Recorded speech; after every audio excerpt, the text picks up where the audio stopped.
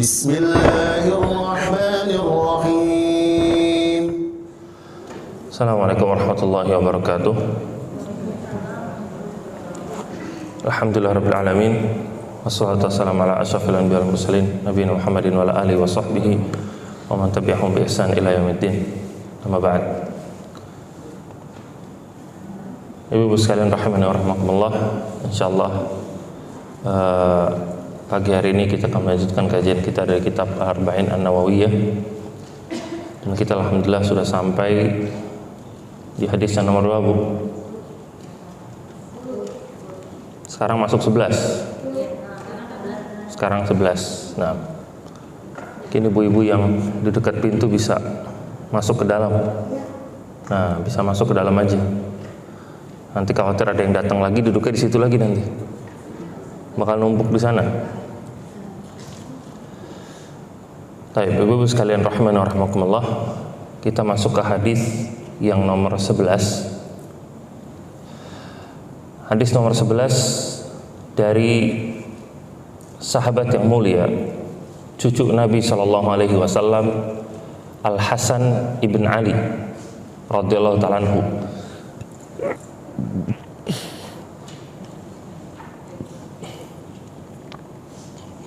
Naam, an Abi Muhammad Al-Hasan bin Ali ibn Abi Talib sibti Rasulullah sallallahu alaihi wasallam wa raihanatihi. Dari Abu Muhammad Al-Hasan bin Ali ibn Abi Talib, cucu Rasulullah sallallahu alaihi wasallam dan kesayangannya. Beliau berkata, hafiztu min Rasulullah sallallahu alaihi wasallam. Aku menghafalkan dari Rasulullah sallallahu alaihi wasallam sebuah perkataan, da' ma yaribuka ila ma la yaribuk. Tinggalkan sesuatu yang membuatmu pusing kepada sesuatu yang tidak membuatmu pusing.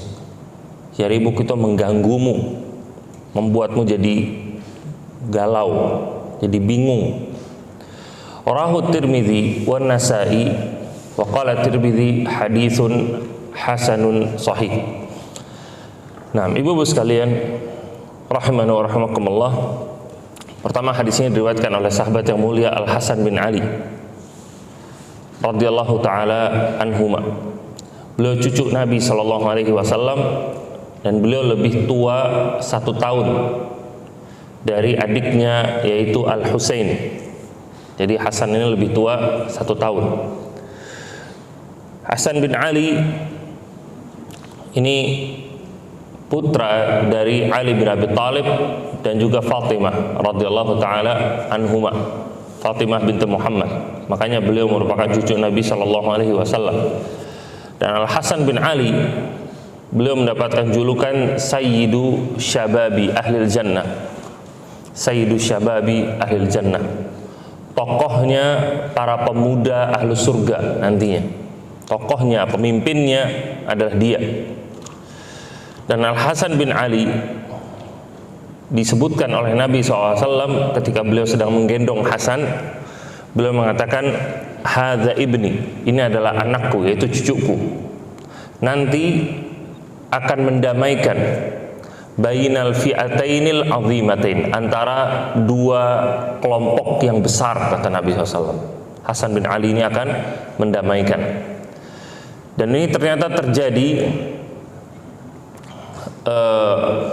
setelah masa pemerintahan Ali bin Abi Talib, setelah masa pemerintahan Khulafa'ir Rasyidin Abu Bakar, Umar, Utsman, Ali radhiyallahu ta'ala anhum. Kemudian tampuk kepemimpinan yang dipegang oleh Ali diserahkan kepada Al-Hasan. Dan buat ibu-ibu yang baca sejarah, tahu bagaimana kisah di zaman Ali mempunyai beberapa atau banyak ujian di masanya. Beliau ada keributan dengan Aisyah radhiyallahu ta'ala anha, ada keributan juga dengan Muawiyah, yang mana Muawiyah itu memiliki kekuasaan tersendiri, menjadi pemimpin di Syam, sedangkan Ali menjadi pemimpin di Madinah. Jadi di masa itu 2 kelompok besar kaum muslimin atau bahkan 3. Itu kelompoknya Ali, kelompoknya Muawiyah, dan kelompoknya Aisyah radhiyallahu taala anhum. Makanya sampai terjadi perang Siffin, terjadi juga perang Jamal, itu peperangan di antara mereka semuanya. Kemudian belum selesai dari situ, ada juga kelompok namanya Khawarij. Kelompok Khawarij. Pertama kali mereka muncul besar itu di zaman Ali. Yaitu kelompok Khawarij. Ini nenek moyangnya teroris zaman sekarang. Yang mana mereka itu mengkafirkan pelaku dosa-dosa besar dan bahkan memberontak kepada penguasa kaum muslimin, yang akhirnya Ali radhiyallahu ta'ala anhu memutuskan untuk memerangi mereka, mendatangi mereka, kemudian memerangi mereka, yaitu mereka dikenal sebagai orang-orang Haruriyah pada masa itu. Kemudian ketika Ali radhiyallahu ta'ala anhu meninggal dunia karena dibunuh oleh salah satu pembesar dari Khawarij, sembunyi-sembunyi kemudian membunuh Ali dari belakang, kaum muslimin masih terpecah. Hasan bin Ali ditunjuklah untuk menggantikan posisi ayahnya, yaitu Ali. Hasan pun menjadi Amirul Mukminin pada masa itu. 6 bulan setelah beliau menjadi pemimpin, beliau melihat kaum muslimin ini terpecah. Ada yang ke kubunya Muawiyah, ada yang ke kubunya Hasan. Maka Hasan bin Ali, beliau memutuskan untuk menyatukan kembali kaum muslimin. Beliau menyerahkan kepemimpinannya kepada Muawiyah radhiyallahu taala anhuma. Diserahkan sama Hasan kepada Muawiyah. Terkenallah tahun itu menjadi Amul Jamaah namanya. Apa Amul Jamaah? Tahun persatuan. Tahun persatuan. Itu namanya Amul Jamaah. Nah, ini terjadi di masa Husain bin Ali radhiyallahu ta'ala anhu. Dan ini sesuai dengan yang disabdakan oleh Nabi sallallahu alaihi wasallam, bahwasanya cucuku ini yaitu Al-Hasan akan menyatukan antara 2 kelompok yang besar, yaitu kelompoknya Ali dan juga kelompoknya Muawiyah radhiyallahu taala anhum ajma'in. Kemudian kita masuk ke hadisnya. Hasan bin Ali mengatakan, hafiztu min Rasulillah sallallahu alaihi wasallam. Aku menghafal dari Rasulullah sallallahu alaihi wasallam sebuah perkataan. Sebuah perkataan. Di sini menunjukkan setiap orang itu dituntut untuk belajar. Walaupun sekelas cucu langsung dari Rasulullah sallallahu alaihi wasallam, beliau belajar dari Rasulullah. Makanya dibilang hafiztu, aku menghafal dari Rasulullah sallallahu. Berarti beliau mendengar langsung, belajar dari Nabi sallallahu alaihi wasallam. Nah, ini menunjukkan siapapun orangnya itu ditekankan, diwajibkan untuk belajar agama Islam. Tidak bisa terlepas dari syariat. Yaitu sebuah perkataan, da'ma yaribuka ila ma la yaribuk. Tinggalkan sesuatu yang mengganggumu, yang membuatmu pusing, kepada sesuatu yang tidak membuatmu pusing atau mengganggu. Hadis ini adalah perintah untuk meninggalkan pekerjaan atau sesuatu yang diragukan kehalalannya atau diragukan kemaslahatannya. Kalau ada bapak-bapak kita atau suami yang bekerja, atau ibu-ibu yang ada yang memilih bekerja secara online, kalau ragu-ragu maka lebih baik ditinggalkan dulu. Ragu-ragu apa? Ragu-ragu kehalalannya. Dan ini sudah pernah kita bahas di hadis yang sebelumnya, yaitu hadis famanittaqas syubuhat faqad istabra'a li dinihi wa irdihi, kata Nabi. Barang siapa yang menjauhi yang syubhat, yang ragu-ragu, yang abu-abu, maka dia telah menyelamatkan agamanya dan juga kehormatannya. Wa man waqa'a fi syubhat waqa'a fil haram. Barang siapa yang terbiasa dalam hal-hal yang syubhat, maka dia nanti akan masuk ke dalam perkara yang haram. Yang mana maksudnya kita sudah jelaskan sebelumnya.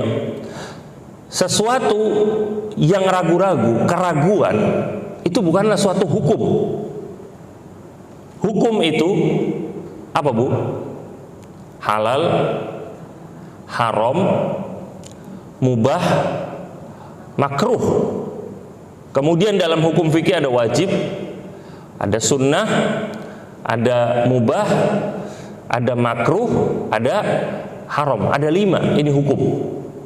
Ada ragu-ragu nggak Bu? Nggak ada ragu-ragu. Ragu-ragu itu adalah sebuah posisi ketika kita tidak mengetahui hukum dari sesuatu.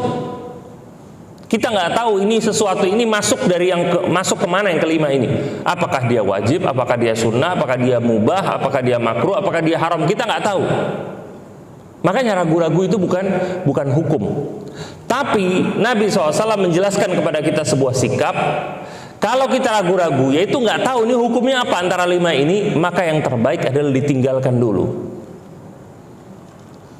Kemudian setelah kita pelajari hukumnya, kemudian hilang keraguan, ternyata kita mendapatkan ilmu sesuatu ini halal, maka hilang keraguannya.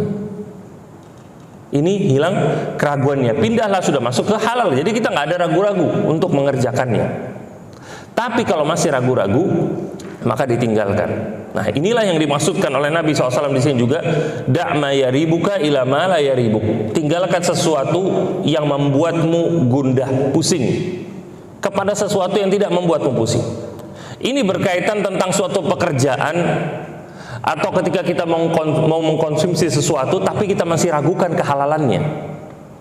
Kita masih ragukan. Seorang suami bekerja di suatu tempat yang dia ragu, ini pekerjaan saya halal apa haram? Saya nggak tahu.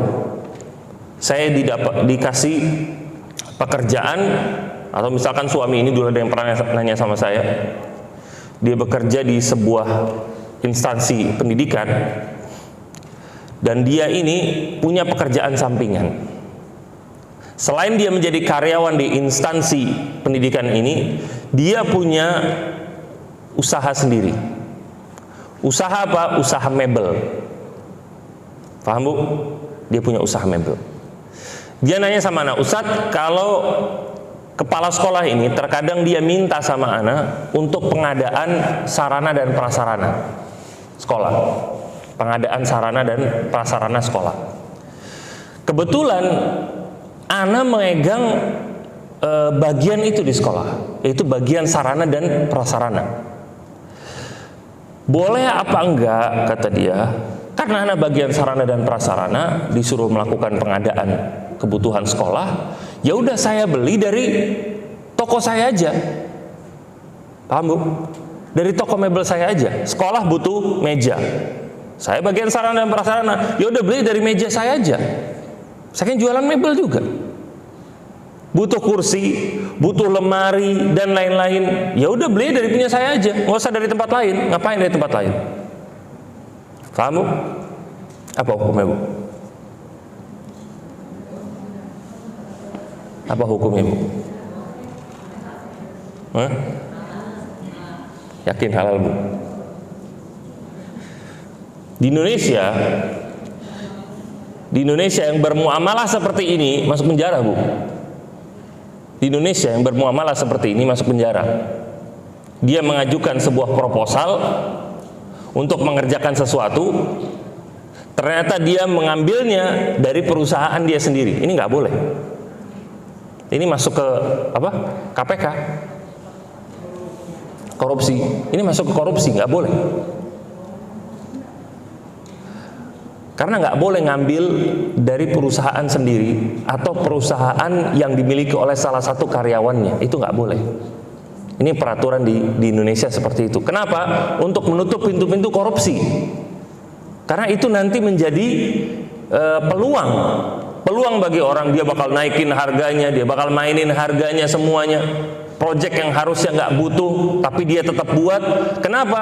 Biar toko dia laku. Nah, makanya di negara nggak boleh. Yang intinya, ini bapak ragu-ragu.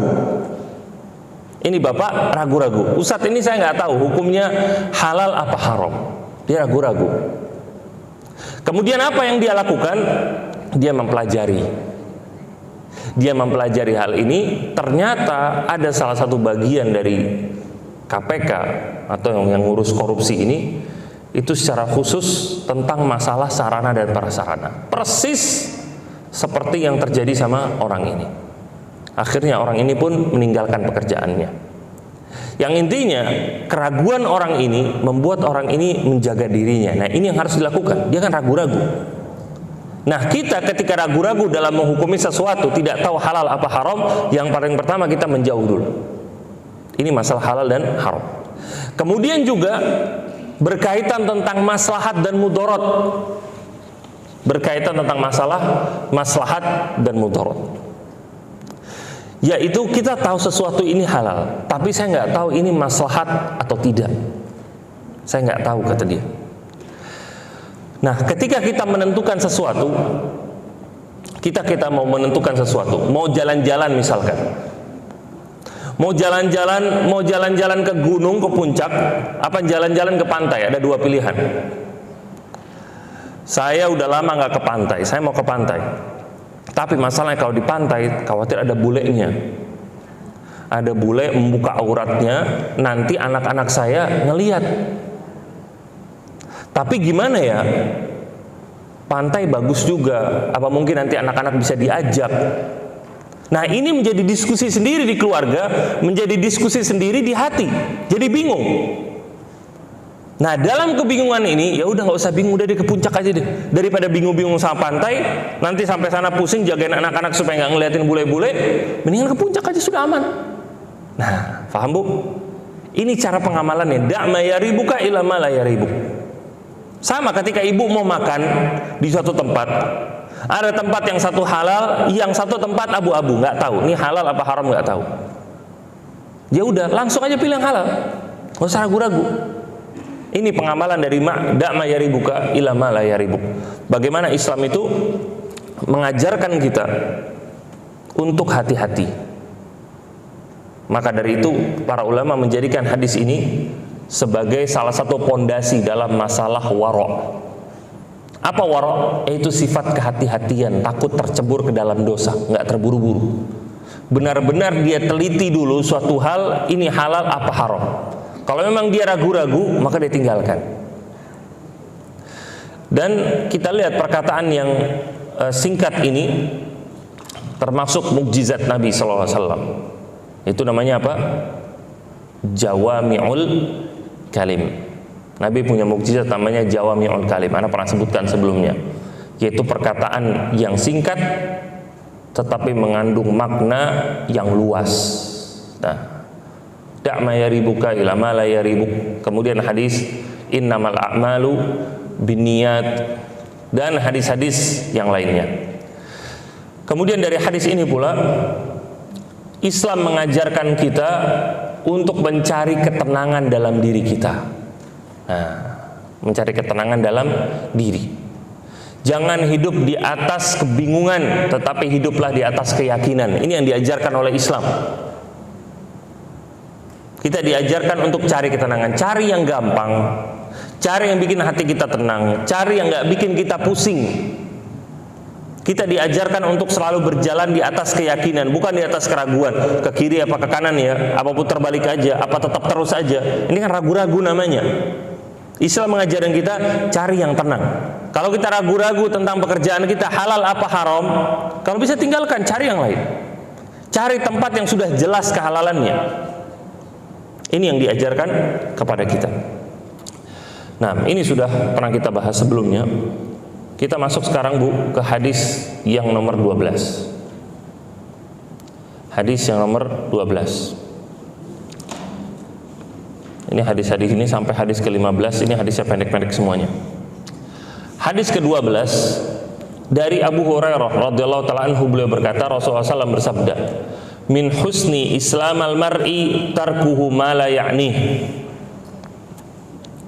Dari Abu Hurairah beliau berkata, Rasulullah SAW bersabda, di antara tanda bagusnya keislaman seseorang adalah ketika dia itu meninggalkan sesuatu yang tidak bermanfaat baginya. Tidak bermanfaat baginya. Di sini ibu-ibu sekalian, Nabi SAW menjelaskan bahwasanya Islam itu bertingkat-tingkat. Tidak sama keislaman satu orang dengan keislaman orang lain. Ada Islam yang tinggi, ada Islam yang rendah. Makanya Nabi mengatakan min husni islam al-mar'i, di antara tanda bagusnya keislaman seseorang. Berarti ada tanda buruknya keislaman seseorang. Orang itu masih Islam tapi buruk. Makanya Nabi bilang di antara tanda bagusnya keislaman seseorang, menunjukkan Islam bertingkat-tingkat. Nah, yang ini memotivasi kita untuk selalu naik tingkat, untuk selalu berkembang, menjadi lebih baik. Kita, ibu-ibu sekalian, harus selalu introspeksi diri. Apakah posisi kita hari ini itu lebih baik daripada posisi kita tahun kemarin, atau 5 tahun yang lalu, atau 10 tahun yang lalu? Apakah ibadah kita lebih baik? Apakah keilmuan kita lebih baik? Apakah akhlak kita lebih baik? Semuanya harus dievaluasi. Bagaimana perusahaan aja yang mau sukses, dia harus sering evaluasi. Ada minus aja sedikit, turun keuntungan sekian persen tahun ini dibandingkan dengan tahun kemarin, mereka akan langsung evaluasi di mana masalahnya. Apakah harus ada budget yang dipotong, ataukah ada pengeluaran yang berlebih, ataukah ada orang yang nakal, yang korupsi, ataukah karena ini, ataukah karena itu. Dievaluasi sama mereka. Makanya bahkan sebagian perusahaan itu menetapkan kewajiban setiap pindah tahun harus naik keuntungan berapa persen. Harus. Pokoknya tahun depan target kita naik keuntungan 4% atau 5% misalkan. Caranya bagaimana? Terkadang nggak tahu. Pokoknya direksinya, dewan direksi mau keuntungan seperti itu, yang mikirin bawahannya. Pokoknya harus naik. Ya akhirnya perusahaan itu berkembang terus. Nah, ini harus kita terapkan dalam diri kita. Kita harus lihat apakah diri kita ini lebih baik daripada tahun-tahun yang sebelumnya. Kita harus introspeksi diri. Kemudian begitu pula ke depannya kita harus memasang target. Kita harus memasang target. Saya harus jadi orang lebih baik. Apa yang saya kejar di tahun depan? Apa yang saya kejar ke depannya? Saya pengen untuk bisa menghafalkan Arba'in An-Nawawiyah. Saya pengen untuk bisa menghafalkan Arba'in An-Nawawiyah. Arba'in An-Nawawiyah hadisnya berapa, Bu? 42, Bu. Memang 40 hadis pilihan, tetapi 40 ini penggenapan dari 42.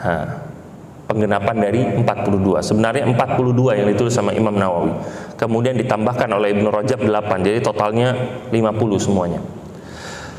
Contohnya, berazam, bertekad untuk mau menghafalkan Arba'in An-Nawawiyah. Arba'in Nawawi ini salah satu buku atau hadis, kumpulan hadis-hadis yang luar biasa. Dan Anda sudah pernah jelaskan sebelumnya. Penulis yang mereka mengumpulkan 40 hadis itu banyak, Bu.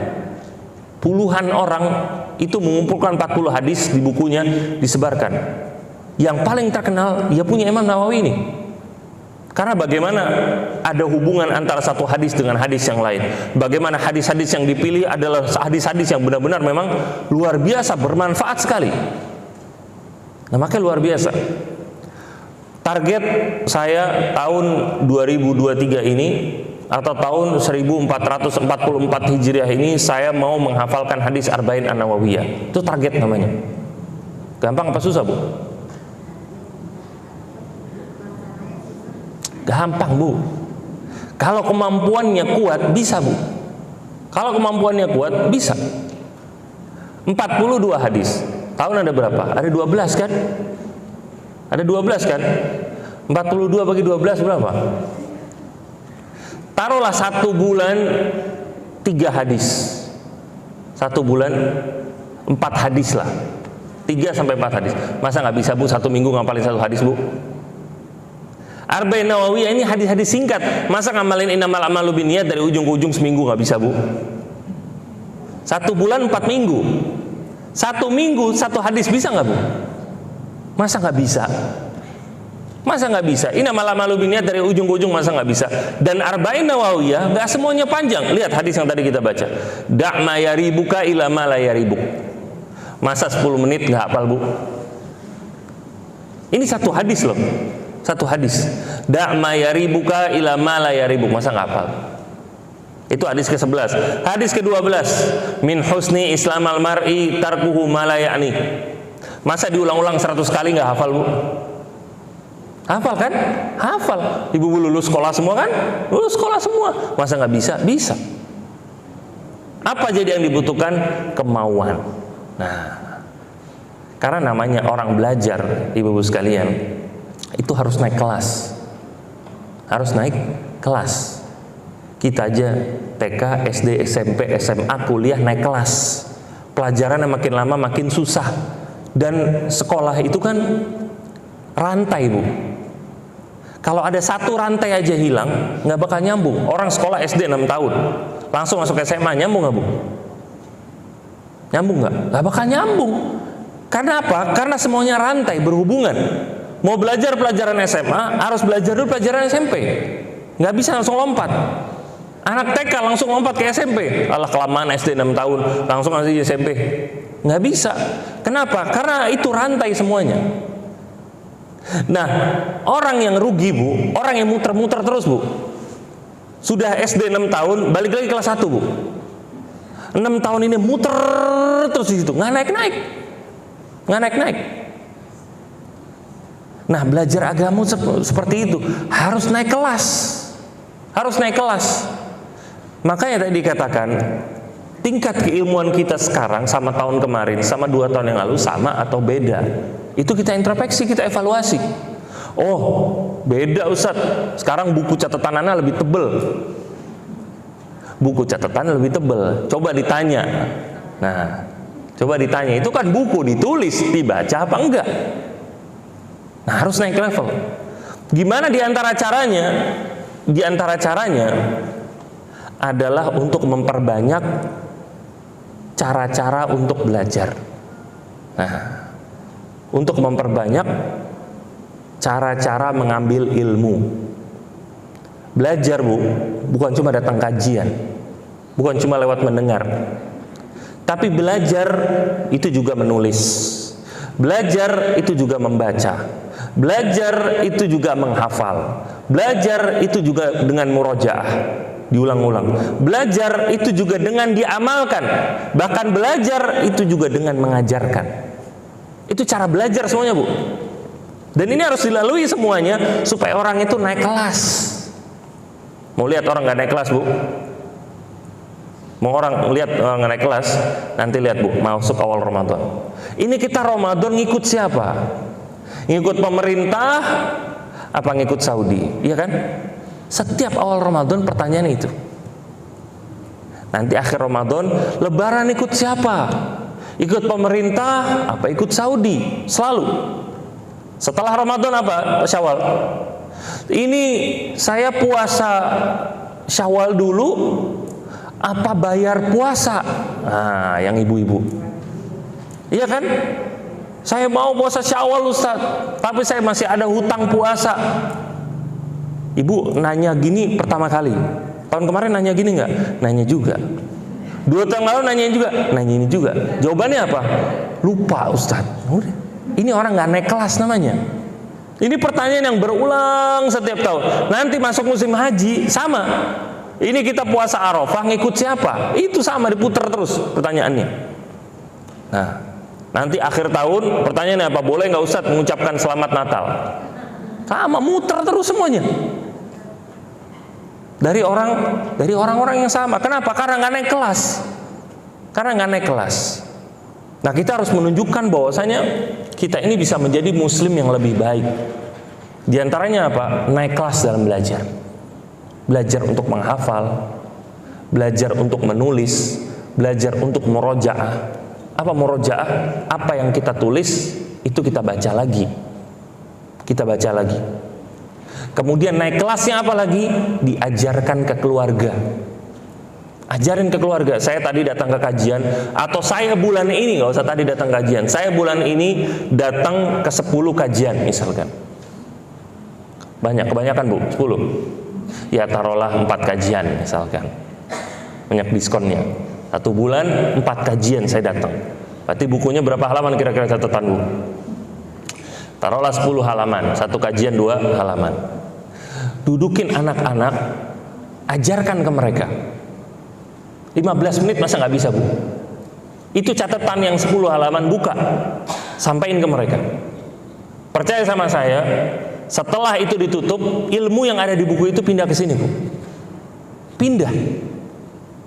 Selanjutnya ibu bakal bisa ngajarin ke mereka lagi tanpa buka bukunya, karena sudah pindah ke sini. Makanya mengajar itu salah satu cara untuk belajar. Bahkan Ibnu Utsaimin bilang 80% ilmu yang saya dapatkan itu saya mendapatkannya lewat jalur mengajar, kata beliau.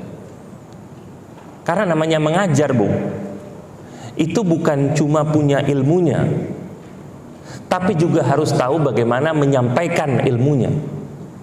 Bukan cuma paham, tapi harus bisa memahamkan orang lain. Sekarang gimana kita bisa memahamin orang lain kalau kita sendiri nggak paham? Nggak bakal bisa. Makanya praktekkan ini, coba di rumah. Kan ibu-ibu catatan banyak. Sebelum ngajarin anak-anak, baca itu catatannya semua. Baca semuanya, sudah dibaca, ajarin ke mereka sambil baca. Tapi ibu-ibu sudah persiapan duluan, ajarin ke mereka. Ini ada hadis ini, da'ma yaribuka ila ma la yaribuk. Apa aja faedahnya? Faedahnya 1 ini, 2 ini. Nanti anak-anak bakal tanya, contohnya apa Bu? Kasih contohnya 1, 2, selesai, pindah ke hadis yang berikutnya atau materi-materi yang lain. Ini salah satu cara untuk kita supaya naik kelas dalam belajar. Kemudian Nabi mengatakan di antara tanda bagusnya keislaman seseorang adalah dia meninggalkan sesuatu yang tidak bermanfaat bagi dirinya. Nah, kenapa? Karena yang menjadi penyebab besar seseorang itu buruk keislamannya karena sibuk dengan sesuatu yang gak bermanfaat buat dirinya. Yang harusnya dia itu naik kelas, dia menjadi tinggal kelas, bahkan menjadi turun kelas. Gara-gara apa? Gak belajar. Sama kayak orang di sekolah, nggak naik kelas gara-gara nggak belajar. Dia nggak murojaah sama sekali. Ibu-ibu bayangkan di sekolah kenapa bisa naik kelas? Karena ada ujian, ada tuntutan di situ, ada ijazah. Kalau kamu nggak naik kelas, kamu nggak dapat ijazah. Kalau kamu nggak naik kelas, dimarahin sama orang tua. Makanya pada semangat ya kan. Sekarang gimana kalau sekolah nggak ada ijazahnya, sekolah nggak ada ujiannya Bu? Naik kelas semua nggak? Nggak ada yang naik kelas Bu. Ngapain saya belajar? Tanya ke anak-anak murojaah mengulang pelajaran setiap hari atau 2 hari sebelum ujian. Beberapa hari sebelum ujian baru mereka mengulang pelajarannya. Nah, sebab kenapa orang yang belajar agama seperti itu? Karena nggak ada tekanan. Dia tahu nggak ada ujian, dia tahu nggak ada ijazah, ya udah saya belajar lewat begitu aja. Akhirnya dia sibuk dengan yang gak bermanfaat, dia gak pernah ngulang-ulang pelajarannya, keislamannya turun tanpa dia sadari. Karena dia pikir gak ada tekanan. Padahal ada tekanan buat setiap muslim. Setiap muslim itu dituntut untuk jadi orang-orang yang cerdas, dituntut untuk selalu belajar.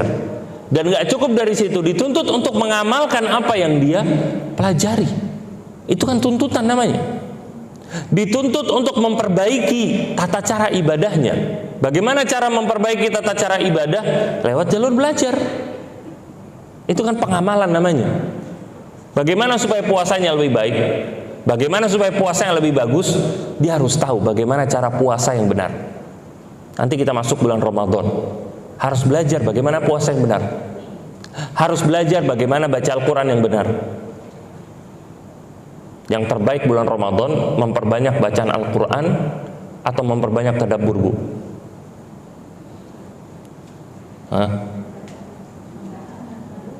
Memperbanyak tadabbur apa memperbanyak baca Quran? Imam Syafi'i menghatamkan Al-Quran 60 kali dalam 1 bulan. Berarti 1 hari 2 kali. Dan semuanya dihatamkan dalam sholat. Semuanya. Di bagian lain Bu, Nabi SAW itu pernah satu malam yang dibaca cuma satu ayat, Bu. In tu'adzibhum fa innahum ibaduk. Itu ayat diulangi satu malam, diulangi terus. Bahkan Ibnu Abbas mengatakan, kalau saya membaca surat Al-Baqarah dalam satu malam, saya ulang-ulangi terus, itu lebih baik daripada saya membaca Al-Quran seluruhnya dalam satu malam. Tadabbur apa memperbanyak, Bu? Nah, berubah lagi. Ayo loh, berubah lagi kan? Nah, ini butuhnya belajar. Ini perselisihan di antara para ulama jadinya. Nah, ini butuh yang namanya belajar. Mana ya pendapat yang lebih kuat? Mana yang lebih afdol? Butuh belajar di sini. Tuh, butuh namanya belajar. Gimana ini? Ini masuk bulan Ramadan. Jadi saya mau banyak-banyak, apa saya tadabbur Al-Quran? Antara dua ini butuh namanya belajar. Karena kita kan mau baca Al-Quran nanti bulan Ramadan. Bulan Ramadan Syahrul Quran, bulan Al-Quran. Begitu pula cara kita baca Al-Quran. Cara kita baca Al-Quran itu seperti apa? Apakah bacanya pelan? Apakah bacanya sedang temponya? Apakah bacanya cepat? Mana yang lebih baik, Bu? Yang lambat? Yang sedang? Apa yang cepat? Nah, ayo. Yang lambat? Yang sedang? Apa yang cepat? Oh.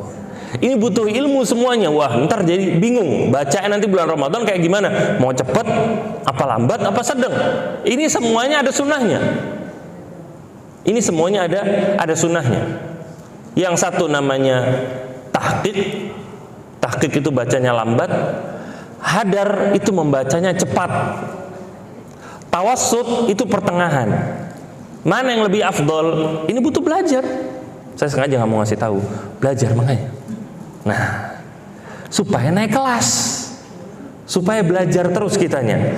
Nah, di antara sebab kenapa tidak berhasil tadi kata Nabi SAW adalah dia banyak melakukan sesuatu yang tidak bermanfaat. Tidak buat dunianya, tidak buat akhiratnya. Banyak orang jadi miskin bukan karena kerja kerasnya gagal, Bu, karena nggak mau kerja.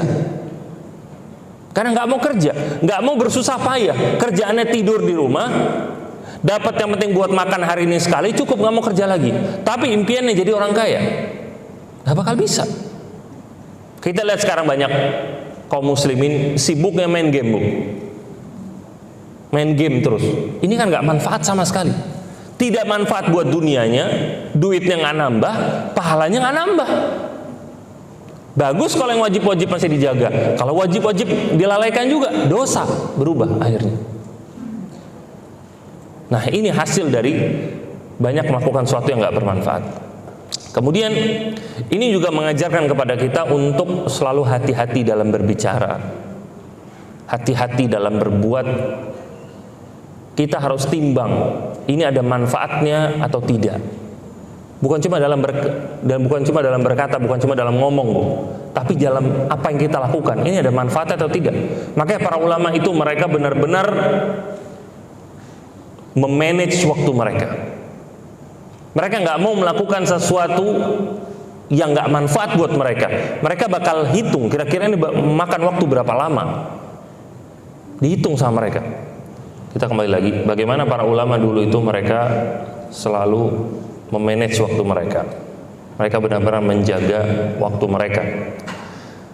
Bahkan ada seorang ulama aja ketika dia menulis itu, dia nggak sempat untuk makan, akhirnya dia itu sambil disuapin sama istrinya.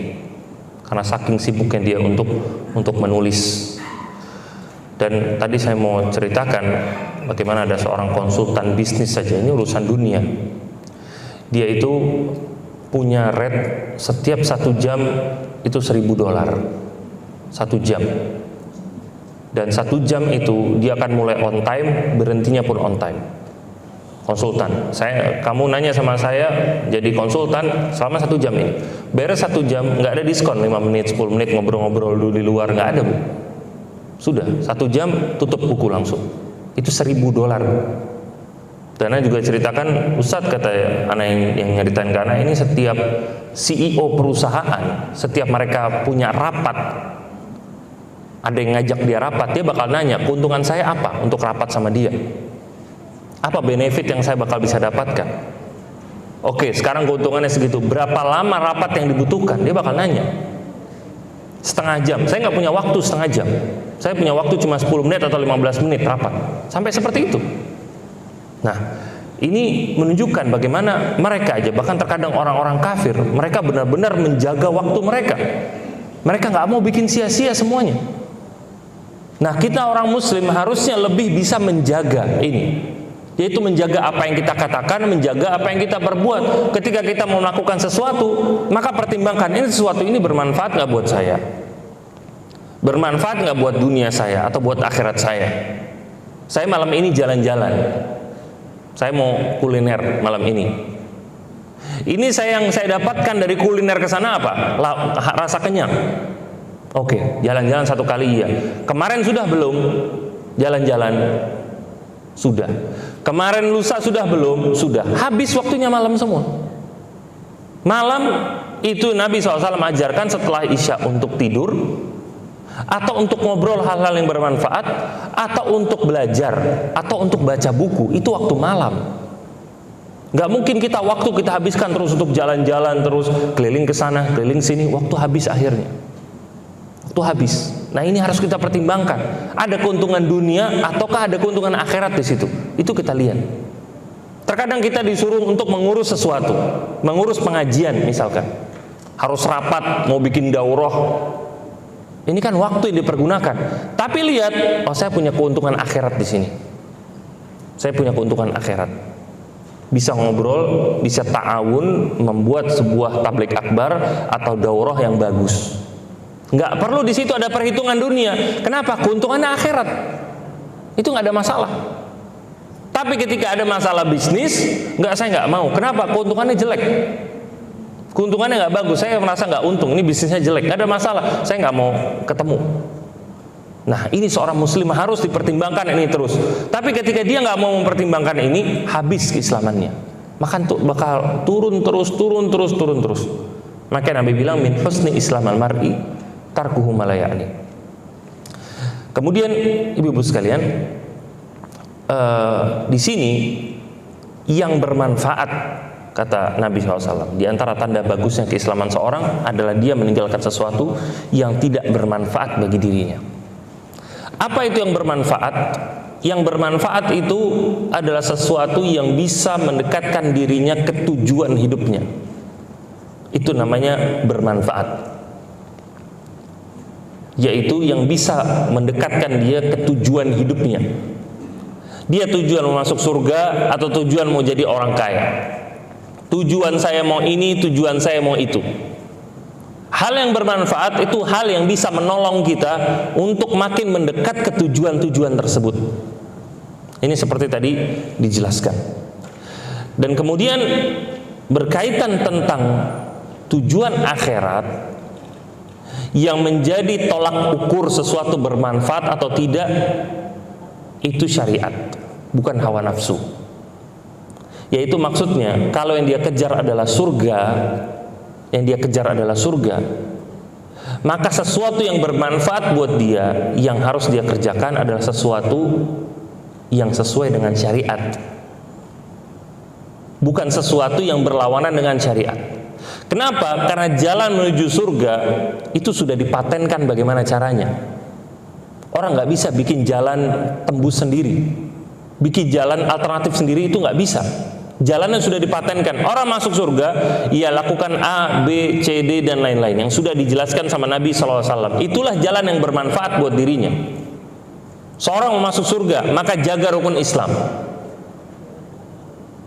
Gak bisa kemudian orang mengatakan saya masuk surga, tapi saya mau ngambil jalan yang diajarkan sama dukun fulan atau paranormal fulan.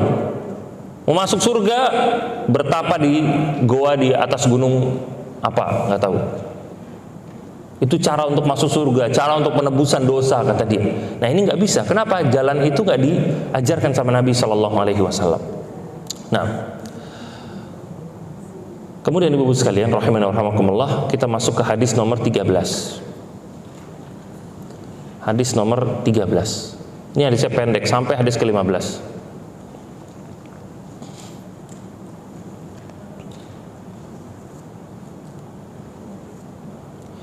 Hadis ke-13 dari Abu Hamzah Anas bin Malik radhiyallahu taala anhu, khadimi Rasulullah sallallahu alaihi wasallam, anin Nabi sallallahu alaihi wasallam qala la yu'minu ahadukum hatta yuhibba li akhihi ma yuhibbu li nafsihi. Dari Abu Hamzah Anas bin Malik. Jadi Anas bin Malik, sahabat yang mulia, itu kunyahnya Abu Hamzah, yaitu, dan beliau punya gelar khadimi Rasulullah SAW, yaitu pelayannya Rasulullah SAW. Dari Nabi SAW beliau bersabda, la yu'minu ahadukum, tidak beriman salah seorang di antara kalian sampai dia mencintai bagi saudaranya apa yang dia cintai buat dirinya sendiri. Nah, apa yang dicintai untuk dirinya sendiri.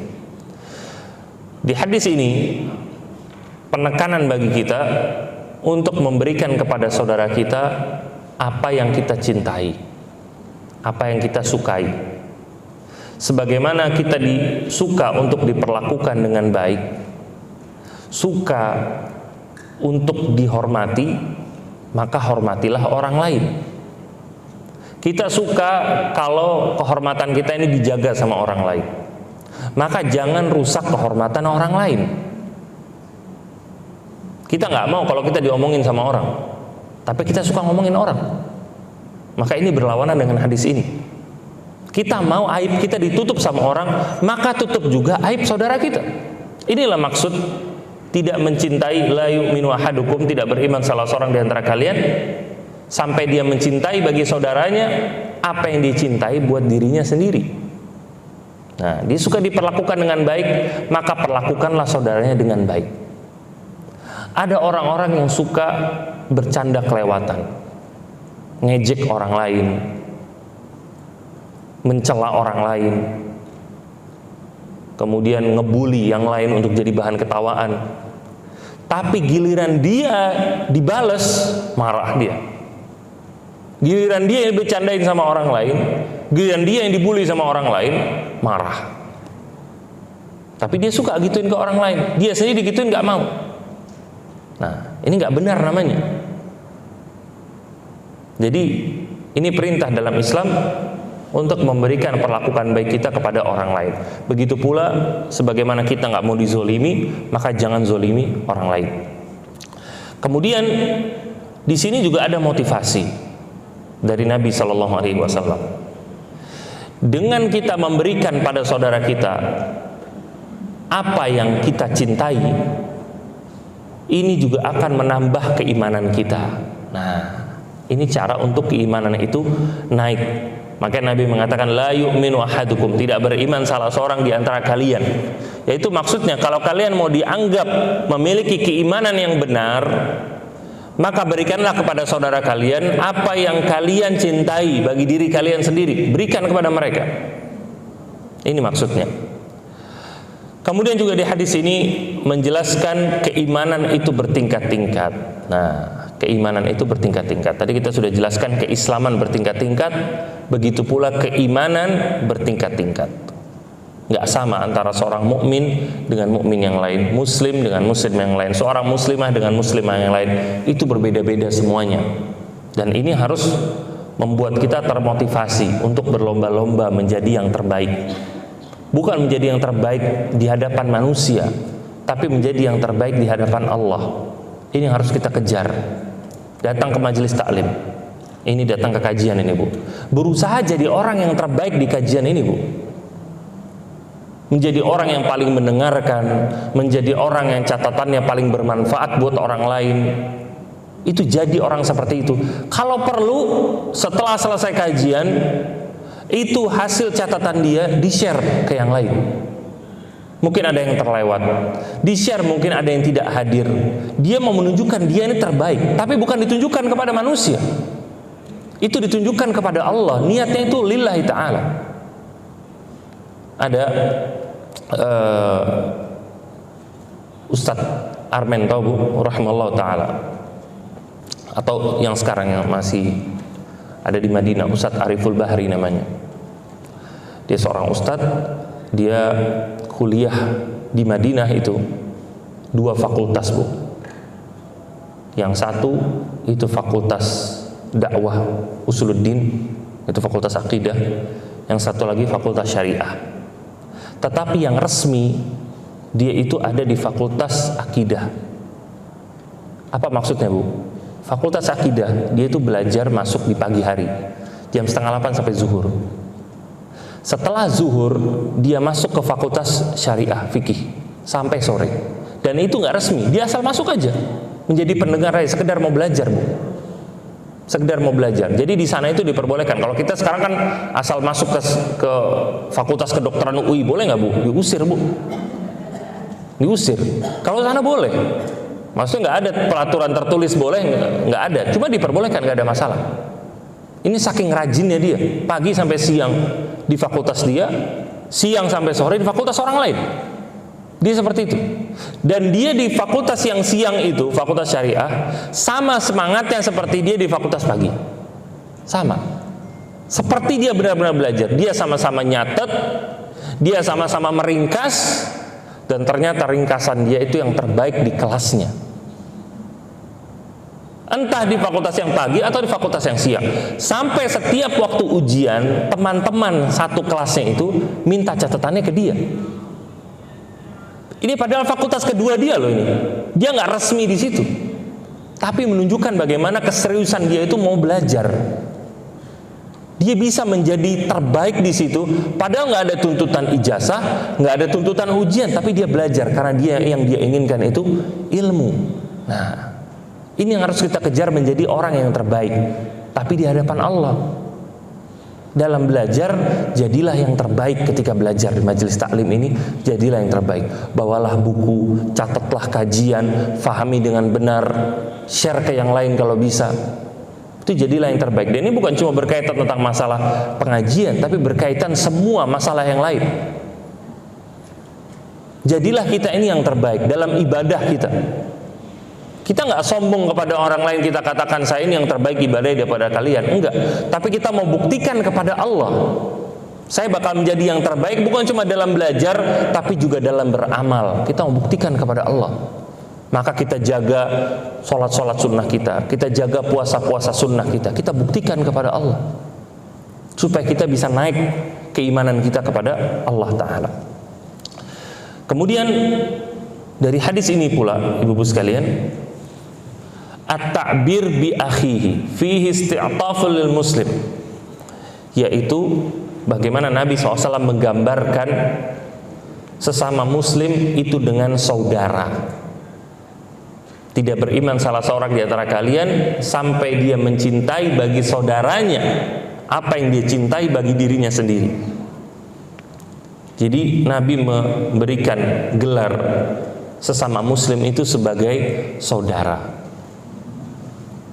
Nah, maka dari itu sesama muslim itu bersaudara. Innamal mu'minuna ikhwah. Bahwasanya orang-orang mukmin itu saudara satu sama lain. Kita bersaudara. Keterikatan kita dengan apa? Dengan keimanan. Maka dari itu bahkan kata seorang ulama, keterikatan iman itu lebih kuat daripada keterikatan nasab. Kenapa? Keterikatan nasab itu bisa terpotong, terputus. Adapun keterikatan iman itu nggak bisa terputus kecuali dengan riddah, murtad. Nggak bisa terputus. Dari mana kita tahunya? Keterikatan nasab itu bisa terputus kalau seorang itu murtad, keluar dari Islam, kafir, maka terputus sebagian dari nasab. Bagian apa? Bagian warisan contohnya. Seorang anak yang kafir, murtad, dia nggak bakal dapat warisan dari bapaknya, nggak boleh. Terputus. Padahal ada hubungan nasab di situ. Dia terputus, dia nggak boleh mendapatkan. Kenapa? Murtad. Dia nggak boleh lagi diberikan uang waris. Padahal anaknya sendiri. Nggak boleh. Adapun keterikatan iman, justru dia bakal mengikat. Dia bakal memperkuat, membuat kita menjadi wajib perhatian kepada orang lain, wajib untuk menyayangi orang lain. Itu kewajiban kita. Kenapa? Karena terikat. Bagaimana Nabi SAW mengatakan, min haqqul muslim alal muslimi sit. Hak seorang muslim kepada muslim yang lainnya ada 6. Dalam hadis yang lain ada 5. Hak itu berarti apa, Bu? Kewajiban. Hak itu berarti kewajiban. Selama masih ada keterikatan iman, maka ada kewajiban yang harus ditunaikan kepada saudara sesama muslimnya. Nah, kemudian ibu-ibu sekalian, kita masuk ke hadis yang berikutnya. Hadis nomor 14. Jadi hari ini kita banyak sekali hadisnya. Hadis nomor 14, atau rasa ini hadis yang terakhir aja, jangan sampai ke 15, panjangan nanti. Hadis ke-14, an Ibnu Mas'udin radhiyallahu taala anhu qala Rasulullah sallallahu alaihi wasallam, dari Ibnu Mas'ud radhiyallahu taala anhu, beliau berkata, Rasulullah sallallahu alaihi wasallam bersabda, la yahillu damu mri'in muslim illa bi ihda thalath. Tidak halal darah seorang muslim kecuali dengan satu dari 3 hal. Apa? As-sayyibuz zani, seorang yang sudah menikah kemudian berzina. Wan nafsu bin nafsi, membunuh orang lain. Yang ketiga, wattariku lidinihi al-mufariqu lil jamaah, orang yang meninggalkan agamanya kemudian memisahkan dirinya dari jamaah, dari persatuan.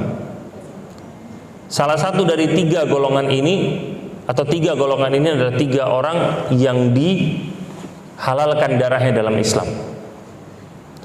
Dari sini ibu-ibu sekalian, kita pahami bahwasanya asal darah setiap muslim itu haram. Asalnya darah setiap muslim itu haram. Apa haram? Yaitu nggak boleh diganggu. Itu maksudnya haram. Haram itu kan kita nggak boleh ambil, Bu. Nggak boleh kita ambil, nggak boleh kita makan, nggak boleh kita konsumsi. Itu kan haram namanya. Nggak boleh kita sentuh terkadang, karena haram. Nah, darah seorang muslim itu haram. Itu nggak boleh kita rusak, nggak boleh kita cederai, nggak boleh kita lukai. Itu darah seorang muslim. Nah, maka dari itu darah seorang muslim nggak boleh diganggu. Dari hadis ini, ibu-ibu sekalian, bagaimana Imam Nawawi berusaha mau menjelaskan. Setelah beliau menjelaskan tentang hak-hak seorang muslim, loh, Bu. Imam Nawawi menjelaskan bagaimana seorang muslim harus berbuat baik dengan saudaranya, bagaimana seorang muslim harus menjaga waktunya, dan lain-lain hak-hak seorang muslim. Kemudian Imam Nawawi menjelaskan tentang masalah darah seorang muslim tidak boleh dihalalkan kecuali dengan 3 sebab. Menunjukkan apa? Ini menunjukkan bahwasanya seorang muslim sebaik apapun, jika dia melanggar sebuah aturan yang mengharuskan adanya hukuman di situ, maka dia harus jalani hukumannya. Nah, seorang muslim sebaik apapun dia, kalau dia melanggar sebuah aturan, ada hukuman di situ, maka dia harus jalankan. Walaupun dia rajin sholat, walaupun dia rajin ibadah, walaupun dia perhatian sama saudaranya, walaupun akhlaknya baik, kalau dia melanggar aturan, ada hukumannya, harus dijalankan. Harus. Ada seorang ahli baca Al-Quran, suka baca Al-Quran, terus baca Al-Quran, menjaga sholatnya, datang kajian ke masjid. Ternyata di siang hari bulan Ramadan jima sama pasangannya, sama istrinya, misalkan. Maka apakah berarti dia terlepas dari hukuman? Karena dia orang soleh, rajin sholat, rajin baca Al-Quran, rajin sedekah. Apakah berarti dia nggak menjalankan hukuman gara-gara berjima di siang hari bulan Ramadan? Enggak, nggak ada hubungan. Tetap dia harus menjalankan kafaratnya. Apa hukuman dia? Berpuasa 2 bulan secara berturut-turut, itu diantaranya. Itu hukuman buat dia. Nggak melihat bagaimana kebaikan-kebaikan dia yang lain, nggak dilihat. Dalam Islam seperti itu. Termasuk bahkan kalau dia melanggar 3 hal ini. Dia orang baik, dia ahli ibadah, sholatnya semuanya bagus. Kemudian wal'iyadzubillah berzina. Dia sudah menikah, wal'iyadzubillah kemudian berzina. Nggak sengaja dia, bukan nggak sengaja. Maksudnya dia terbawa oleh hawa nafsunya pada momen itu, pada saat itu. Akhirnya dia berzina. Apakah kesolehan dia kemudian menyelamatkan dia dari hukuman zina? Enggak. Oh, jangan dihukum, dia ini orang soleh. Enggak bisa. Tetap dalam Islam dia harus dihukum. Ini yang mau dijelaskan sama Imam Nawawi. Sebagus apapun seorang, kalau dia melanggar sebuah aturan yang ada hukumannya, maka dia harus jalani hukumannya. Nah, dia harus jalani. Atau misalkan waliyadzubillah dia ngebunuh orang, maka harus tetap dihukum qisas buat dia. Dan ini kalau harus diterapkan kepada orang soleh, maka apalagi diterapkan kepada orang yang kaya atau orang punya kedudukan. Jadi Islam itu memerangi yang namanya apa, Bu? KKN. Apa? Korupsi, kolusi, nepotisme. Nah, Islam itu memerangi ini. Hukum Islam itu berlaku kepada semuanya. Mau yang kaya, mau yang miskin, mau yang kedudukan tinggi, mau rendah, mau yang soleh atau bukan. Kalau melanggar aturan maka dia harus dihukum. Ini pernah terjadi di zaman Nabi SAW tentang seorang wanita Makhzumiyah. Wanita dari Makhzumiyah ini mau dihukum. Dia mau dihukum. Kemudian ternyata wanita Makhzumiyah ini dari Bani atau dari kabilah Makhzum. Ini kabilah yang terkenal, kabilah besar. Sebagian sahabat mereka berusaha melobi Nabi SAW supaya nggak usah dihukum sudah ini perempuan ini. Karena dari kabilah besar, atau kalau di zaman kita anak pejabat. Nah, dari zaman kita mungkin ini keturunan siapa, Ningrat darah biru misalkan, nggak usah dihukum. Sampai sebagian sahabat melobi ke Usamah bin Zaid. Siapa Usamah bin Zaid? Usamah bin Zaid ini mendapatkan julukan Hibbun Nabi SAW, kecintaannya Nabi SAW. Usamah bin Zaid, seorang sahabat yang dianggap sama sahabat-sahabat yang lain termasuk Ahlul Bait, padahal bukan Ahlul Bait. Kenapa? Karena kedekatannya dengan Nabi SAW, dekat sekali, cinta Nabi sama Usamah ini. Nah, sebagian sahabat melobi ke Usamah supaya ngomong ke Nabi SAW, karena tahu Nabi cinta sama Usamah, supaya jangan sampai dihukum ini wanita dari Bani Makhzum.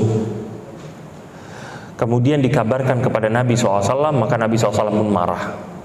Sampai Nabi SAW mengatakan, "Lau kanat Fatimah binta Muhammadin saraqat laqata'tu yadaha." Kalau Fatimah binta Muhammad mencuri, aku sendiri yang akan memotong tangannya, kata Nabi SAW. Menunjukkan apa? Hukuman dalam Islam berlaku bagi semuanya. Tidak memandang keturunan siapa, tidak memandang strata sosialnya bagaimana, tidak memandang kekayaannya seperti apa. Kemudian, ibu-ibu sekalian, orang yang berzina yang dihukum di sini, yaitu maksudnya dirajam. Apa itu dirajam? Yaitu badannya ditanamkan ke tanah yang terlihat hanya kepalanya, kemudian dilemparkan dengan batu sampai dia mati. Waliyadzubillah. Ini hukum rajam bagi orang yang berzina. Tapi maksudnya yang berzina di sini adalah atsayyibuz zani. Apa itu atsayyibuz zani? Yaitu yang dia sudah menikah. Nah, dia sudah menikah kemudian berzina, maka hukumannya adalah rajam. Adapun kalau yang dia belum menikah, maka hukumannya adalah dicambuk 80 kali. Ada anak-anak mahasiswa, mahasiswi berzina, dalam hukum Islam maka keduanya dihukum cambuk. Adapun kalau orang yang sudah punya istri atau istri yang sudah punya suami, kemudian salah satunya berzina, maka dia harus dihukum rajam. Maka berarti mati buat dia. Ini hukuman keras dalam Islam. Kenapa? Sebabnya karena jalan yang halal itu sudah dibukakan buat dia. Makanya hukumannya berat.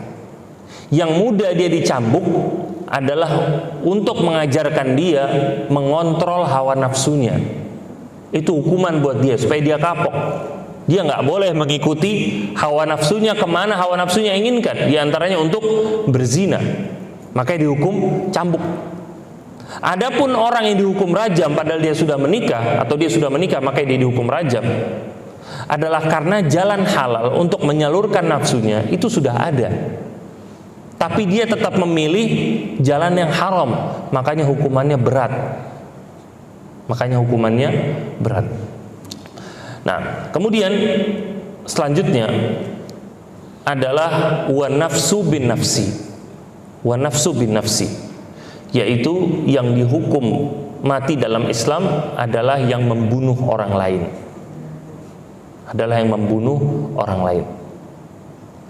Membunuh orang lain adalah maksudnya menghilangkan jiwanya, entah bagaimanapun caranya, entah dengan ditusuk, entah dengan ditabrak, waliyadzubillah, atau dengan dijatuhkan dari tempat yang tinggi, atau dipukul dengan sesuatu yang keras, atau dengan cara-cara yang lain, atau ditaruh di kamar nggak dikasih makan sama sekali misalkan, waliyadzubillah, atau dengan cara-cara yang lain sampai membuat dia ini mati. Nah, ini semua adalah artinya wa nafsu bin nafsi, yaitu membunuh orang lain, yang orang ini kemudian halal darahnya. Dan kemudian membunuh di sini adalah membunuh dengan sengaja. Perhatikan ibu-ibu, membunuh dengan sengaja dengan benda yang memang bisa membunuh. Perhatikan, darahnya halal, yaitu dia akan dihukum qisas kalau dia itu membunuh dengan sengaja dengan benda yang bisa membunuh. Contoh, orang ini mau nembak burung pakai pistol, pakai senapan angin atau senapan apa itu, pokoknya senapan, dia mau nembak burung. Dia lihat ada burung lagi bertengger, dia tembak, ternyata kepala orang. Orangnya pakai topi, atasnya ada gambar burungnya. Nah, tembak ternyata kepala orang, mati orangnya. Apa hukuman buat dia? Apakah dia dihukum mati? Enggak. Nah, dia nggak dihukum mati, tapi dia wajib untuk membayar diat. Kenapa? Karena walaupun dia menggunakan alat yang memang bisa membunuh, tapi dia nggak sengaja. Makanya kewajiban dia untuk membayar diat.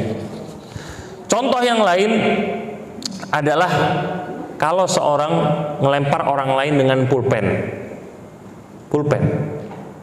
Dia lempar orang pakai pulpen dari lantai 2 dilempar, maksudnya mau negor. Ternyata waliyadzubillah nancep di badannya, mati kemudian. Misalkan dia dikategorikan membunuh, tapi bukan dengan alat yang bisa membunuh. Karena dia nggak membunuh, nggak tujuannya mau membunuh, enggak. Maka kewajiban dia untuk membayar diat. Dia nggak dibunuh. Jadi lihat, dalam Islam pun ada perinciannya, nggak sesaklek begitu.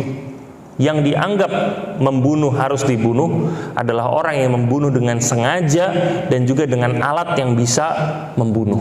Nah, entah dia dengan pedang, dengan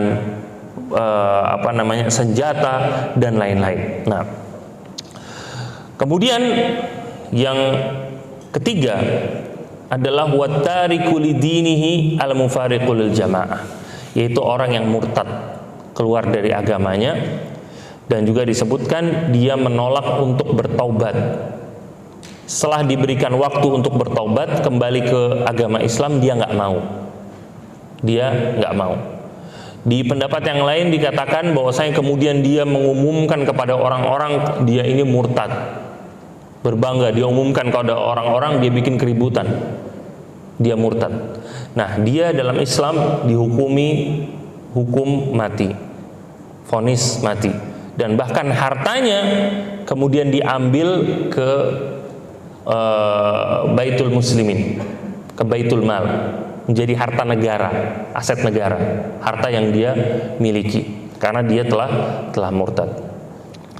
Kemudian ibu-ibu sekalian, poin yang pertama dan kedua dari yang dihalalkan darahnya, ini poin yang penting berkaitan tentang masalah orang yang dihalalkan darahnya dalam Islam.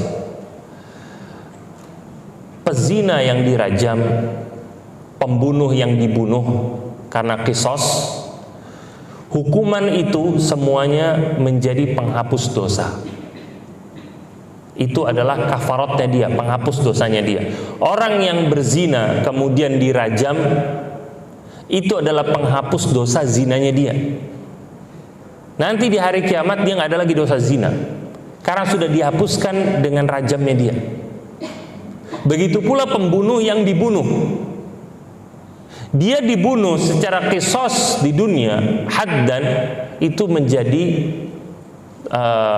kafaratnya dia, penghapus dosanya dia.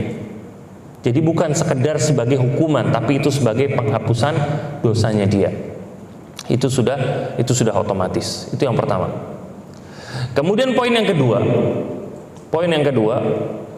adalah yang menegakkan vonis ini atau hukuman ini adalah pemerintah. Yang menegakkan adalah pemerintah, bukan pribadi masing-masing. Maka dalam Islam dilarang untuk main hakim sendiri, nggak boleh. Pencuri ditangkap, digebukin rame-rame, ini nggak boleh dalam Islam. Dan kita lihat kebiasaan main hakim sendiri ini akhirnya berbalik kepada masyarakat sendiri, dimanfaatkan sama maling. Karena maling tahu masyarakat ini suka main hakim sendiri. Kadang maling habis ngambil motor, dia neriakin ke yang punya motor aslinya, maling bu. Dia ngambil motor orang. Habis ngambil motor orang, dia nunjuk ke yang punya motor asli. Maling. Karena masyarakat suka main hakim sendiri. Tanpa adanya cross check, ini yang punya motor digebukin bu. Maka kita kedengar ada istilah maling teriak maling. Ini maksudnya.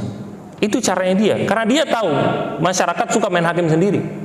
Itu menjadi kesempatan buat dia. Dan yang kejadian beberapa tahun lalu, ibu mungkin ingat, bagaimana orang ada yang dituduh mencuri sound system masjid. Padahal dia emang kerjaannya tukang sound, lagi istirahat di masjid. Ditangkap sama masyarakat, digebukin, dibakar bu. Ibu bisa cek ini berapa tahun yang lalu. Dibakar, ninggalin anak 3 bu. Bayangkan, ini dosanya bagaimana yang nanggung? Ini orang lagi istirahat di masjid, emang tukang sound. Dia bawa, ditinggalin, diterakin sama orang ini maling sound masjid, digebukin, dibakar bu, masuk ke selokan sampai mati. Ini dosanya gimana bu? Seperti ini. Ini kenapa? Karena kebiasaan main hakim sendiri. Dalam Islam nggak boleh.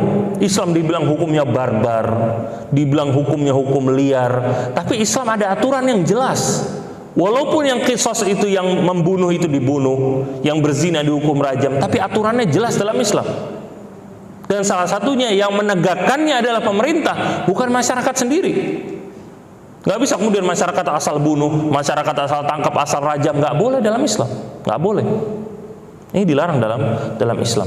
Jadi ini menunjukkan bagaimana Islam itu agama yang bermartabat, yang penuh dengan aturan, nggak boleh asal-asalan, dan melarang yang namanya main hakim sendiri. Dan juga ibu-ibu sekalian, yang Nabi SAW sampaikan di sini dari orang-orang yang dihalalkan darahnya ada 3. Ini ada yang ditambahkan lagi dalam hadis-hadis yang lain. Di hadis-hadis yang lain itu ada lagi yang lain. Contohnya apa? Hubungan sesama jenis. Dalam Islam al-fa'il faqtulil fa'il wal maf'ul, kata Nabi SAW. bunuhlah pelakunya dan juga korbannya. Bukan korban, fa'il wal maf'ul itu si A-nya dan si B-nya, dua-duanya dihukum. Kenapa? Karena berhubungan sesama jenis. Kemudian tukang sihir. Tukang sihir juga dia harus dihukum mati dalam Islam. Akan tetapi sebagian ulama mengkategorikan tukang sihir ini bukan kategori sendiri, tapi ini dikategorikan termasuk orang yang murtad. Jadi dia dibunuh. Tukang sihir itu tukang sihir yang murtad. Nah, tukang sihir yang murtad. Jadi bukan sekedar karena sihirnya dia, tapi sihir itu membuat dia murtad, maka dia itu dibunuh. Itu yang penyebabnya. Makanya tukang sihir yang kemudian dia bertobat sebelum ditangkap, sebelum dihakimi, dia sudah bertobat, dulu saya tukang sihir, dulu misalkan 5 tahun yang lalu atau 10 tahun yang lalu, maka dia nggak dihukum lagi. Beda ketika dia tukang sihir, kemudian dia ditangkap, setelah ditangkap dia bilang saya tobat. Sebagian ulama bilang, di antara Syafi'iyah, mereka mengatakan la yustatab, ini orang nggak dianggap tobatnya. Dia ditangkap baru dibilang saya tobat. Ya udah tobat aja, tapi hukuman mati tetap. Ini dalam Islam. Paham, Bu? Nah, kemudian juga salah satu dari 2 orang yang mengaku pemimpin. Jadi ada 2 kepemimpinan dalam satu wilayah. Nabi katakan bunuhlah salah satunya. Dan yang lain-lain. Ada poin-poin yang lainnya. Nah, kemudian yang terakhir ibu-ibu sekalian, yang perlu kita pahami, tolak ukur atau penentu yang mengubah kondisi haram darah seorang muslim menjadi halal, penentunya itu adalah syariat, Al-Quran dan Sunnah, bukan opini masing-masing. Maksudnya apa? Dalam Islam ditentukan siapa orang yang dihukum mati, A, B, C, D misalkan. Kita nggak bisa menganggap sebuah maksiat ini berat, kemudian kita masukkan ditambahin satu lagi jadi E. Nggak boleh. Kenapa? Karena Islam nggak menganggap itu sebagai sebuah maksiat yang mengharuskan dia itu dihukum mati. Yang intinya di sini kita perhatikan bagaimana aturan dalam Islam itu sudah jelas, sudah baku, nggak bisa berubah-ubah. Contohnya orang yang mencuri, potong tangan. Yang mencuri dalam Islam, potong tangan, yaitu mencuri sudah dalam kadar tertentu, yang aturannya sudah jelas. Nggak orang mencuri barang yang kecil, gorengan 1 kemudian potong tangan, enggak, Bu. Jadi ada batas minimalnya berapa. Nah, orang yang mencuri potong tangan, nggak bisa kemudian dirubah, udah nggak usah potong tangan deh. Ini orang mukanya muka jahat nih, hukuman mati aja langsung. Nggak bisa. Kenapa? Aturan dalam Islam yang mencuri sudah sampai standar tertentu, maka dia harus potong tangan, bukan dihukum bunuh. Nah, walau ta'ala alam, sampai di sini kajian kita. Insya Allah kita lanjutkan pada pertemuan yang berikutnya. Semoga kajian ini bermanfaat. Bagi yang punya pertanyaan, silakan. Tafadhol.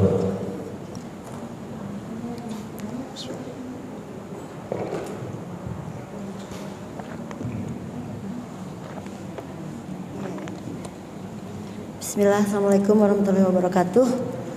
Sebelum yang lain bertanya, saya dulu ya izin ya. Ini Ustaz terkait makna dari hadis yang ke-11 tadi, sesuatu itu harus jelas dan tidak ada keraguan padanya. Terkait ini Ustaz, apabila satu organisasi mengelola sebuah usaha yang ingin di dalamnya itu menghasilkan keuntungan untuk dimasukkan ke dalam kas dari organisasi tersebut. Kemudian sebagai anggota atau anggota organisasi itu mengelola perusahaan tersebut dengan memasarkan barang-barang perusahaannya sendiri. Kemudian kita mengambil sebagian keuntungan untuk dimasukkan ke dalam kas suatu organisasi. Itu hukumnya bagaimana Ustaz? Itu yang ke-1. Ada lagi satu lagi, apabila seseorang menjadi bendahara atau memegang keuangan, kemudian dia meminjam uang tersebut untuk digunakan apa saja, tapi sebentar lagi misalnya akan digantikan. Nah, itu hukumnya seperti apa, Ustaz? Jadi itu saja. Syukran jazakallahu khairan. Wa yakum. Nah, yang pertama berkaitan tentang masalah perusahaan yang punya organisasi atau organisasi yang punya perusahaan, Bu. Walau alam yang anak pernah pelajari, dan ini sebenarnya pertanyaannya ke orang yang paham hukum ya, tapi anak pernah bicara dengan mereka karena berkaitan dengan yayasan yang anak miliki juga. Bagaimana kalau organisasi ini yayasan, maka yayasan itu tidak boleh ada profit. Yayasan itu dananya harus nol, kata dia. Kalau memang yayasan ini mau punya profit, maka yayasan harus punya bidang usaha, kata dia. Dari bidang usaha itu, yayasan punya saham beberapa persen, nanti sebagian baru dimasukkan ke dana yayasan. Maka begitu caranya. Dan juga kalau dari sebuah perusahaan mau dimasukkan ke sebuah organisasi, ke yayasan maksudnya, maka perusahaan itu punya pengeluaran sendiri. Namanya istilahnya apa? Yang istilahnya dana sosial. Dana sosial itu yang biasa dialihkan ke yayasan. Ini yang kemarin Anda bicarakan, atau lebih jelasnya bisa ditanyakan kepada orang yang ahli dalam masalah ini, itu dalam masalah hukum maksudnya. Adapun dalam syariat Islam, dalam syariat Islam nggak ada masalah. Dalam syariat Islam ini nggak ada masalah, karena ini menutup pintu-pintu orang-orang yang berusaha curang di sini, memanfaatkan dana masyarakat. Karena yayasan itu kan dasarnya itu kan adalah untuk sosial. Jangan sampai dia mengumpulkan dana masyarakat kemudian malah dia pergunakan untuk pribadi secara berlebihan. Ini yang dilarang. Kemudian yang kedua, apa tadi Bu yang kedua, Bu? Jika seseorang memegang keuangan organisasi sebagai bendahara. Kalau dia diamanahkan sebagai bendahara, kemudian dia mau mengeluarkan bendahara yayasan misalkan ya, atau bendahara majelis taklim, yang itu hasil pengumpulan dari anggota-anggotanya, yang memang sudah disepakati sebelumnya tujuannya adalah untuk ini dan itu, kemudian bendahara ini mau memakai uangnya, meminjam uangnya untuk konsumsi pribadi, dipinjam uangnya, maka ini harus ada izinnya dulu. Izin dari siapa? Biasa izin dari ketuanya. Dia harus punya atasan, nggak boleh cuma dari diri dia sendiri. Dia harus ada orang yang dia bertanggung jawab kepadanya. Itu diantaranya kepada ketuanya. Karena itu dana adalah dana umat atau dana anggotanya, dan sudah disepakati dana itu akan disalurkan kemana. Misalkan ibu-ibu di sini ngumpulin duit, punya uang yang memang selama ini tujuannya adalah untuk mengadakan kajian dan untuk membantu anggota majelis taklim yang kalau ada kesulitan, ada yang sakit atau ada yang meninggal, maka sebagian dananya disalurkan. Itu sudah disepakati. Cuma kalau anggota ada yang kesulitan dan juga untuk majelis taklim, ini sudah disepakati. Kemudian ketika mau dipergunakan untuk selain dari dua tujuan ini, maka harus ada izinnya. Harus ada izinnya. Dan izin yang bisa mewakili adalah ketua. Karena ketua itu mewakili izin dari anggota semuanya. Kecuali kalau ada perubahan peraturan secara garis besar, maka itu harus melalui persetujuan dari anggotanya. Nah, karena dananya itu sudah ditetapkan peruntukannya untuk apa. Sudah ditetapkan. Jadi seorang bendahara kalau dia mau mempergunakan dana sosial, maka dia harus mendapatkan izin dari yang lain. Nggak boleh dia asal pergunakan. Kalau dia nggak bisa mendapatkan izin, maka dia nggak boleh pergunakan. Nah, wallahu a'lam. Ustaz, izin yang pertama tadi, seandainya anggota itu memasarkan usahanya sendiri, itu gimana? Memasarkan anggotanya sendiri? Maksudnya usahanya sendiri itu dipasarkan di area organisasi itu, berjualan gitu. Tadi yang pertama. Contohnya gimana, Bu?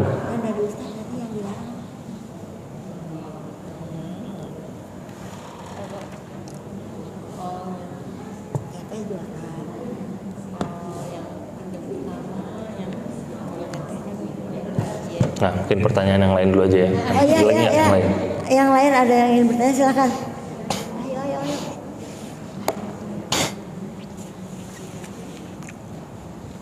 Ada yang bertanya?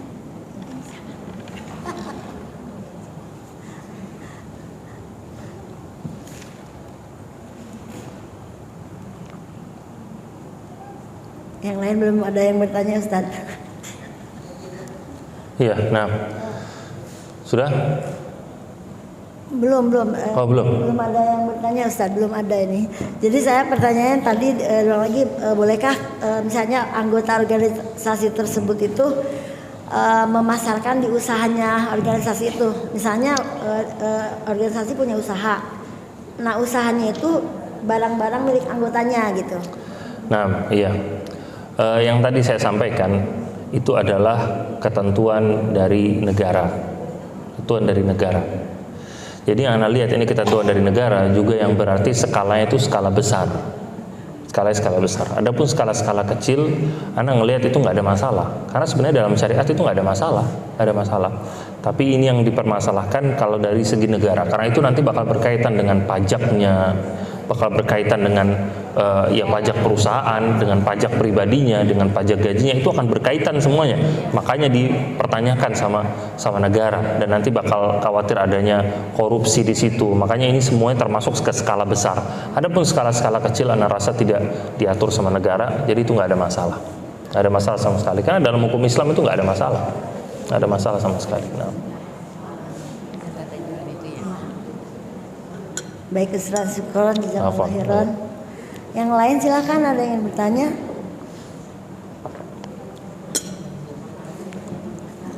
Sudah asik dia masing-masing.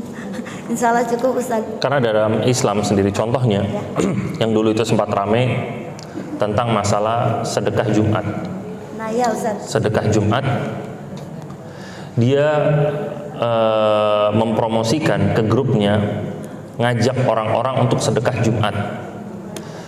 Satu porsi harganya 15.000 atau 20.000. Dia tawarkan semuanya. Ayo beli sedekah Jumat 15-20.000. Dia tawarkan ke orang-orang untuk sedekah Jumat. Tapi itu nanti duitnya diambil dari barang dia sendiri. Paham, Bu? Jadi dia sebenarnya yang jual, itu dia yang sebenarnya yang jual, tapi dia mendahulukan nama sedekah. Ayo sedekah, yang mau sedekah. Nah, ayo mau sedekah ini, tapi nanti dia belinya sama diri dia sendiri. Dia sendiri yang ngejual. Dia nggak ngomong saya jual makanan 15.000. Dia nggak ngomong begitu. Tapi dia ngomongnya ayo sedekah Jumat 15.000. Nah, dia ngomongnya dengan sedekah. Padahal belinya dari dia sendiri. Paham, Bu? Nah, ini dulu sempat ramai beberapa bulan yang lalu. Ini sempat ramai. Dan ini sempat ditanyakan juga dan ke para dokter juga. Mereka memperbolehkan, di antara Ustaz Arifin Bardi juga beliau memperbolehkan dengan syarat orang ini menjaga amanah. Itu menjaga amanah. 15.000 dia nggak ada masalah ngambil keuntungan dari situ, itu nggak ada masalah.